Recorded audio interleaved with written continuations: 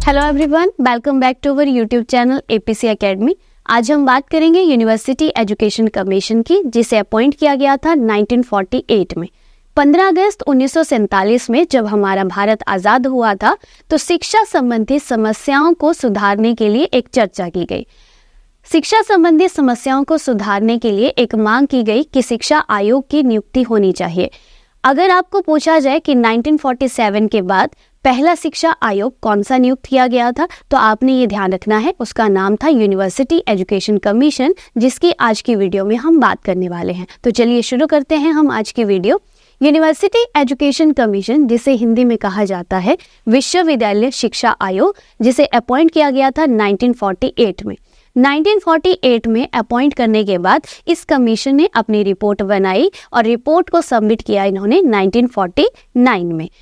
इसी कमीशन से जो आपका फर्स्ट क्वेश्चन यहाँ पर पूछा जाता है, वो आपको पूछा जाता है कि आफ्टर इंडिपेंडेंस, इट मीन्स स्वतंत्रता के बाद, आफ्टर इंडिपेंडेंस स्वतंत्रता के बाद पहला education commission, first education commission, पहला शिक्षा आयोग कब नियुक्त किया गया था। तो आपने ये ध्यान रखना है कि इस आयोग को नियुक्त किया गया है 1948 में।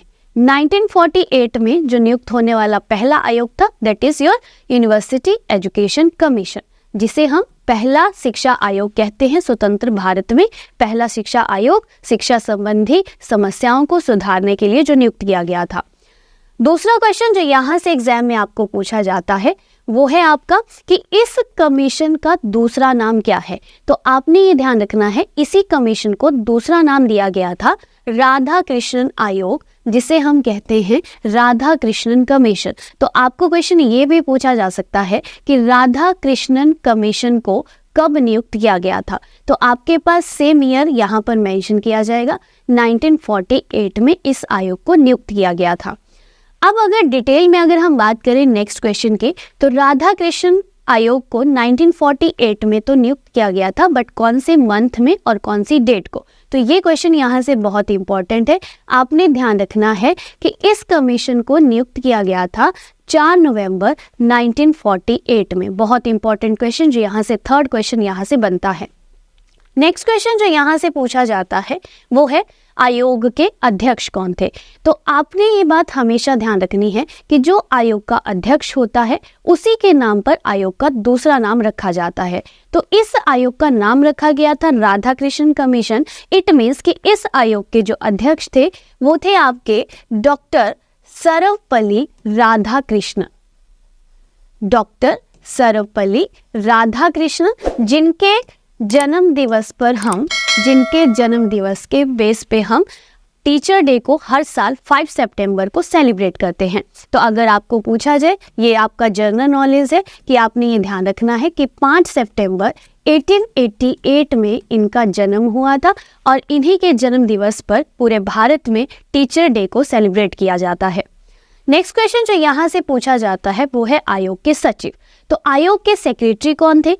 आफ्टर अध्यक्ष जो आयोग के सचिव बनाए गए थे वो थे डॉक्टर निर्मल कुमार, डॉक्टर निर्मल कुमार। तो आपको पूछा जाए कि राधा कृष्णन कमीशन या यूनिवर्सिटी एजुकेशन कमीशन के सेक्रेटरी कौन अपॉइंट किए गए थे, तो वो थे doctor Nirmal Kumar. Next question यहाँ पर आता है आपका एजुकेशन मिनिस्टर। इट मीन्स कि यूनिवर्सिटी एजुकेशन कमीशन को जब अपॉइंट किया गया था तो इस टाइम पे शिक्षा मंत्री कौन थे। तो इस टाइम पे जो शिक्षा मंत्री थे वो थे आपके मौलाना अबुल कलाम आज़ाद, मौलाना अबुल कलाम आज़ाद। इट मीन्स कि आपको एक क्वेश्चन तो यहाँ से बनता है कि यूनिवर्सिटी एजुकेशन कमीशन के टाइम पे जो शिक्षा मंत्री थे वो कौन थे, और दूसरा क्वेश्चन जो आपको यहाँ से पूछा जाता है वो पूछा जाता है कि आफ्टर इंडिपेंडेंस पहले शिक्षा मंत्री कौन बनाए गए थे। तो आपने ये भी ध्यान रखना है कि मौलाना अबुल कलाम आज़ाद भारत के पहले शिक्षा मंत्री थे। और आपको पूछें कि यूनिवर्सिटी एजुकेशन के टाइम पे शिक्षा मंत्री कौन थे, तब भी आपके पास आंसर रहेगा मौलाना अबुल कलाम आज़ाद। नेक्स्ट क्वेश्चन जो यहाँ से पूछा जाता है वो है आपका आयोग के सदस्य। अब हर कमीशन को जब अपॉइंट किया जाता था तो मेंबर्स जो है वो बनाए जाते थे। अब इस आयोग में कितने मेंबर्स अपॉइंट किए गए थे, कितने मेंबर्स का ये आयोग बनाया गया था? तो इस आयोग में जो टोटल मेंबर थे वो थे आपके पास 10 मेंबर। वो कितने थे आपके पास? 10 मेंबर थे। अब हो सकता है कि आपको डायरेक्ट ऑप्शन में मिले कि ये 10 मेंबर ऑप्शन में मिले, या आपको इस तरह से नहीं पूछा जाए। तो न्यू मॉडिफिकेशन ऑफ ऑप्शन आपको जब मिलती है तो आपने ये ध्यान रखना है कि 1 + 9 भी आपको ऑप्शन में मिल सकता है। 9 + 1 मतलब 10 हो गए। 1 का मतलब हुआ खुद अध्यक्ष आयोग के, और 9 का मतलब हुआ जो भी अदर मेंबर्स इस कमीशन में बनाए गए थे। नेक्स्ट क्वेश्चन जो आपको पूछा जाता है वो है इनॉग्रेशन ऑफ कमीशन। अब देखिएगा, इस कमीशन को 4 नवंबर को बना तो दिया गया, नियुक्त तो कर दिया गया, लेकिन अभी इसने अपना काम करना शुरू नहीं किया था।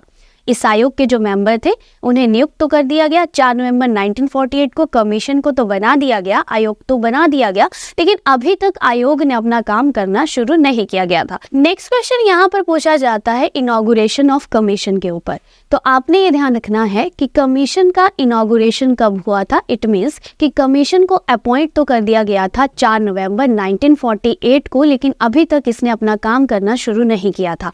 तो आपको अगर पूछा जाए कि आयोग ने अपने काम की शुरुआत कब की थी, तो याद रखिएगा इसने अपने काम की शुरुआत की थी 6 दिसंबर 1948 को। 4 नवंबर को अपॉइंट किया गया था और 6 दिसंबर 1948 में आयोग ने अपना काम करना शुरू किया था, मतलब शिक्षा की समस्याओं के ऊपर अपनी रिपोर्ट को बनाना शुरू किया था। नेक्स्ट क्वेश्चन यहाँ पर पूछा जाता है प्रेजेंटेशन ऑफ रिपोर्ट। तो आपने ये ध्यान रखना है कि हर कमीशन अपनी एक रिपोर्ट बनाता था और उसे सबमिट करता था। तो सेम प्रोसीजर राधाकृष्णन ने भी किया कि 1948 में जब इसे अपॉइंट किया तो 1949 में इन्होंने अपनी रिपोर्ट को सबमिट किया। अब रिपोर्ट सबमिशन इन्होंने कब किया था? तो रिपोर्ट सबमिशन इन्होंने किया था 25 अगस्त 1949 में। इट मीन्स 1949 में 1 साल का पूरा टाइम लेकर शिक्षा के ऊपर पूरा सर्वे करके एक रिपोर्ट इन्होंने तैयार की, जिसे इन्होंने सबमिट किया 25 अगस्त 1949 को। ये चीज़ें आपने नोट डाउन कर लेनी है ताकि आपके लिए हेल्पफुल हो सके, क्योंकि लास्ट ईयर टीजीटी कमीशन में राधाकृष्णन कमीशन से क्वेश्चन पूछा गया था।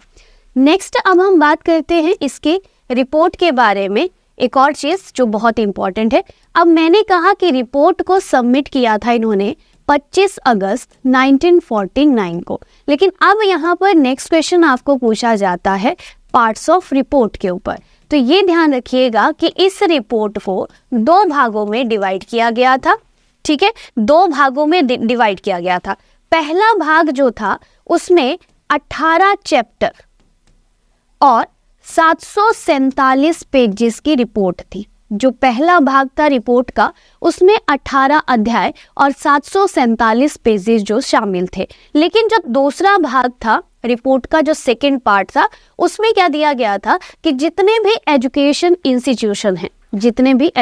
इंस्टीट्यूशन हैं उनके ऊपर क्या बनाया गया था, एक डाटा तैयार किया गया था और अन्य शिक्षा संबंधी समस्याएं शामिल थी। तो आपने ये ध्यान रखना है कि जो दूसरा पार्ट था उसमें क्या था, data regarding educational institutions, data regarding educational institutions and other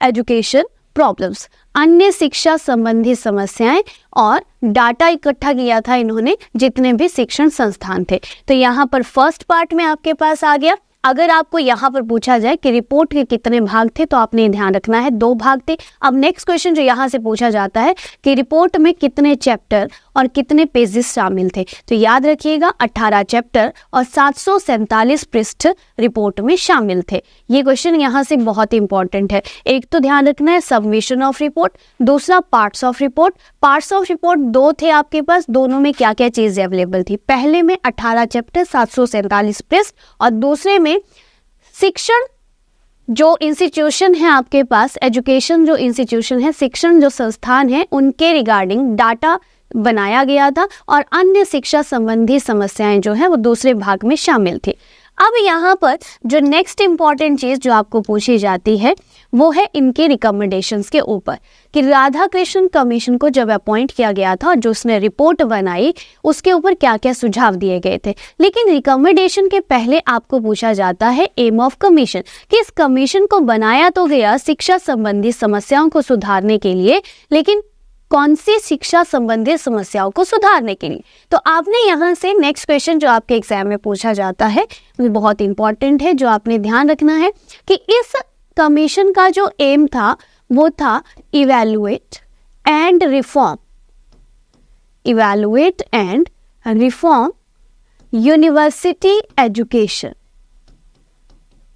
evaluate and reform university education, जिसे हिंदी में कहा जाएगा विश्वविद्यालय शिक्षा का मूल्यांकन और उसमें सुधार करना, इस आयोग का लक्ष्य रखा गया था। अब देखिएगा, जिस भी एजुकेशन को रिफॉर्म किया जाता था या जिसके ऊपर रिपोर्ट बनाई जाती थी उसी के बेस पे कमीशन को नाम दिया जाता था। तो यूनिवर्सिटी एजुकेशन कमीशन इसका नाम इसलिए रखा गया है क्योंकि इस कमीशन ने विश्वविद्यालय शिक्षा का मूल्यांकन और उसके सुधार के ऊपर अपनी रिपोर्ट बनाई है। नेक्स्ट इंपॉर्टेंट क्वेश्चन जो आपके बनते हैं वो बनते हैं रिकमेंडेशंस ऑफ एजुकेशन कमीशन के ऊपर। इट मीन्स विश्वविद्यालय शिक्षा के सुझाव। अब विश्वविद्यालय जो शिक्षा आयोग बनाया गया था उसने शिक्षा के ऊपर क्या क्या सुझाव दिए। तो सबसे पहले सुझावों में हम बात करेंगे शिक्षा के सुझाव। अब शिक्षा के सुझाव और विश्वविद्यालय का लक्ष्य अलग है, ठीक है। तो यहाँ पर सबसे पहला जो रिकमेंडेशन आता है हमारा वो है एम्स ऑफ एजुकेशन, शिक्षा के उद्देश्य। शिक्षा के उद्देश्य इन्होंने दिए थे, सबसे पहला इंटेलेक्चुअल डेवलपमेंट। इन्होंने कहा कि जो विश्वविद्यालय हैं वो बौद्धिक अनुभव के घर होते हैं। बौद्धिक अनुभव का घर मतलब कि वहाँ से बच्चे का बौद्धिक विकास होना चाहिए, बच्चे का कंप्लीट इंटेलेक्चुअल डेवलपमेंट होना चाहिए। तो पहला जो उद्देश्य दिया गया था वो था इंटेलेक्चुअल डेवलपमेंट। दूसरा यहाँ पर दिया गया था development of wisdom and knowledge. Development of wisdom and knowledge का मतलब हुआ बुद्धि और ज्ञान का विकास। इन्होंने कहा कि बच्चे जो यूनिवर्सिटी में एडमिशन लेंगे, यूनिवर्सिटी शिक्षा को जो प्राप्त करेंगे, उनके अंदर बुद्धिमत्ता का विकास होना चाहिए। बुद्धि के साथ साथ उनके पास नॉलेज भी अवेलेबल होना चाहिए। इस तरह की एजुकेशन उन्हें दी जाए। नेक्स्ट क्वेश्चन जो यहाँ से बनता है, नेक्स्ट एम ऑफ एजुकेशन जो यहाँ पर दिया गया था वो था आपके पास ट्रेनिंग फॉर लीडरशिप। इसका मतलब है नेतृत्व का विकास किया जाए। अब लीडरशिप क्वालिटी यूनिवर्सिटी एजुकेशन के द्वारा बच्चे के अंदर डेवलप होनी चाहिए ताकि वो विभिन्न क्षेत्रों में अलग अलग फील्ड्स में जाकर अपनी उस क्वालिटी का यूज़ करके अपने लिए एक अच्छी लाइफ जो है वो क्रिएट कर सके। नेक्स्ट क्वेश्चन यहाँ पर development and preservation of culture and civilisation. इन्होंने कहा कि विश्वविद्यालय में संस्कृति और जो हमारी सभ्यता है उसकी सुरक्षा का विकास होना चाहिए। मतलब बच्चों को ऐसी शिक्षा दी जाए कि वो अपनी शिक्षा के द्वारा अपनी भारत की संस्कृति और सभ्यता का विकास कर सके और उसे बचा सके, उसका प्रसार कर सके। नेक्स्ट जो यहाँ पर दिया गया था वो था कि यूनिवर्सिटी एजुकेशन के द्वारा बच्चे के अंदर न्यू आइडियाज़ डेवलप होने चाहिए। न्यू आइडियाज़ डेवलप होना मतलब क्रिएटिविटी डेवलप होनी चाहिए। तो यूनिवर्सिटी एजुकेशन कुछ इस तरह से दी जाए कि बच्चों के अंदर क्रिएटिविटी का डेवलपमेंट हो सके, रचनात्मकता या संरचनात्मकता का विकास हो सके, नए नए विचार उनके अंदर उत्पन्न हो सके। नेक्स्ट यहाँ पर जो सिक्स्थ थीम दिया गया था वो था development of consciousness. Development of consciousness का मतलब है जागरूकता का विकास होना। मतलब बच्चों के अंदर जागरूकता का विकास हो। बच्चे जब यूनिवर्सिटी में शिक्षा प्राप्त करें तो उनके अंदर जागरूकता का विकास होना चाहिए उस शिक्षा के द्वारा। इट मीन्स कि संविधान में जो सिद्धांत बनाए गए हैं उसकी वो क्या कर सके, सुरक्षा कर सके। इस तरह की जागृति का उनके अंदर विकास होना चाहिए। तो ये हमने बात की आज एम्स ऑफ एजुकेशन की अकॉर्डिंग टू राधाकृष्णन कमीशन। इसके पहले जो मैंने आपको इंपॉर्टेंट क्वेश्चन बताए, बहुत ही इंपॉर्टेंट क्वेश्चन है अगर आप कमीशन के लिए प्रिपेयर कर रहे हैं। बाकी की रिकमेंडेशन हम करेंगे अपनी नेक्स्ट वीडियो में। तब तक के लिए थैंक यू सो मच। अगर आपको वीडियो पसंद आया होगा तब वीडियो को लाइक करें, शेयर करें और हमारे चैनल को सब्सक्राइब करें।